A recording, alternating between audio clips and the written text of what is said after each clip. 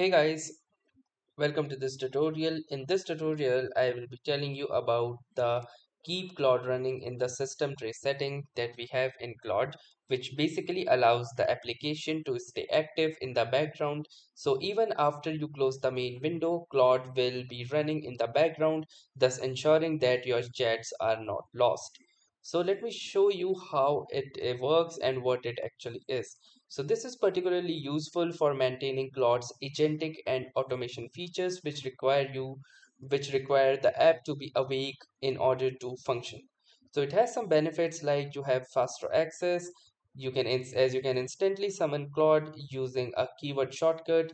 Then if you are having any background task or cowork in progress, then Claude keeps on doing that even if you close the app and much more. So let me show you how you can enable this setting.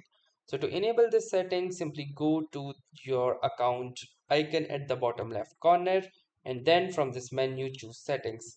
Now within the settings you can go to capabilities, and within the capabilities you can find this option. If it is not present here, you can move on to other options like general or developer.